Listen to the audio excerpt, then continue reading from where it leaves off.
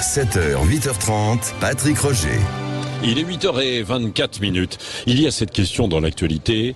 Que faut-il penser un peu de la déclaration, du discours de Vladimir Poutine hier, qui est un peu en réaction. Alors c'était pas en réaction directement à Emmanuel Macron, hein, c'était prévu ce discours actuel, mais c'est monté crescendo et il a dit bah oui, nous aussi on a les armes quand même, hein, et sous-entendu les armes nucléaires. Céline Pinard. Le vrai problème, c'est que Vladimir Poutine dit vrai.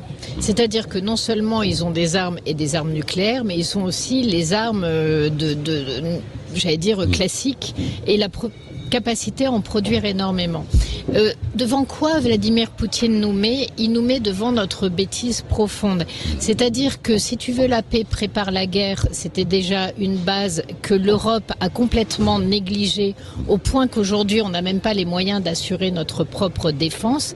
Alors vous imaginez quand vous voulez la guerre ce qu'il faut mettre en place pour vraiment être en capacité soit de résister, soit d'être offensif. Nous on serait plutôt en résistance. Donc Vladimir Poutine met quelque part Emmanuel Macron face au réel. Ce qui est très inquiétant, c'est que le chantage à la bombe atomique, il sort pas aujourd'hui. C'est quelque chose de récurrent, quasiment depuis le début de la guerre. Et Vladimir Poutine, en faisant ça, fait sauter un tabou. C'est-à-dire que d'habitude, la dissuasion nucléaire, on n'en parle pas, on sait qu'elle existe, et elle suffit à peser sur le débat. Là, aujourd'hui, ce que Poutine dit, c'est moi, j'ai pas de tabou à envisager l'usage de la bombe nucléaire. Et ça, c'est assez effrayant. Il ne dit pas exactement comme ça, vous traduisez, mais en tout cas, il met cette pression-là sur les Occidentaux, et ce faisant, il rend cet usage possible.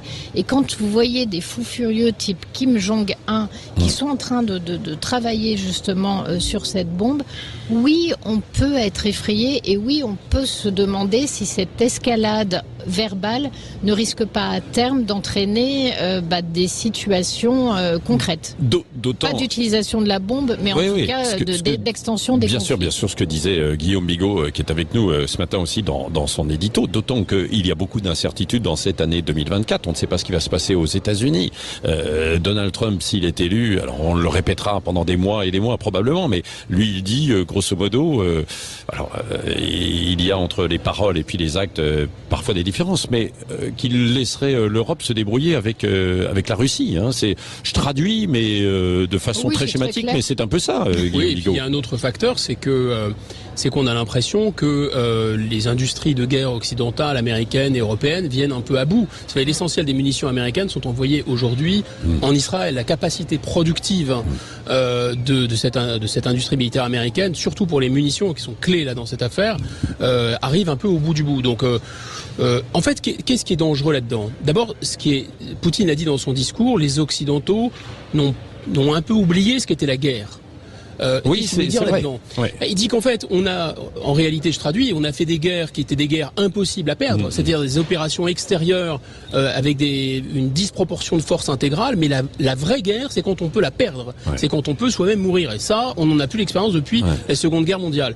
Deuxième point important, donc lui, évidemment, il utilise la guerre, on l'a vu malheureusement avec l'invasion de l'Ukraine comme un moyen de résoudre les conflits, et surtout, il brandit cette menace. Oui, enfin, il a revu, pour être précis, sa doctrine nucléaire, et sa doctrine nucléaire, auparavant, la doctrine nucléaire de la Russie, était purement défensive. C'est-à-dire qu'il n'était pas question d'utiliser l'arme nucléaire en premier. Là, cette fois-ci, il a dit, si les intérêts vitaux de la Russie sont utilisés, je pourrais utiliser une arme nucléaire. Attention, une arme nucléaire tactique, une petite arme nucléaire.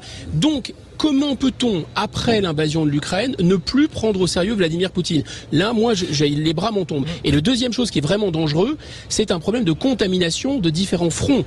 Parce que le danger réel, c'est qu'on voit bien que cette crise en Ukraine, qui était pour l'instant une crise localisée, pourrait se synchroniser avec la crise du Proche-Orient et pourrait demain se synchroniser avec la crise de Taïwan. Le danger, finalement, est là. Et d'autant qu'évidemment, il y a l'axe entre Pékin et Moscou, quoi. Pékin, Moscou, voire même l'Iran. Voilà, Pékin, Moscou, l'Iran. Il y a quelque chose qui m'a frappé hier aussi en voyant Vladimir Poutine. Souvenez-vous, il y a 2 ans, on disait que c'était un homme malade, qui était à bout. Et que Biden est en pleine forme. Non mais c'est pas ça. Mais pour revenir à Poutine, qu'il était peut-être malade, etc. Quand on l'a vu hier, on n'a pas du tout cette impression, quoi. C'est la propagande de guerre. Non mais bien sûr, mais de tous les côtés d'ailleurs. Mais en fait, qu'est-ce que ça a révélé? En fait, l'envie que le problème soit résolu par un coup de baguette magique, hop, Poutine disparaît, il est malade, il meurt, hop, hop, plus aucun souci en Europe. Sauf que ce qu'on savait, c'est que l'entourage de Poutine peut être encore pire et encore plus va-t-en-guerre que ne l'est Poutine lui-même. Donc c'est quand même un indicateur intéressant. Et ça ne change absolument rien sur la question de notre faiblesse, de notre refus d'agir en fonction du monde tel qu'il est et pas tel qu'il devrait être.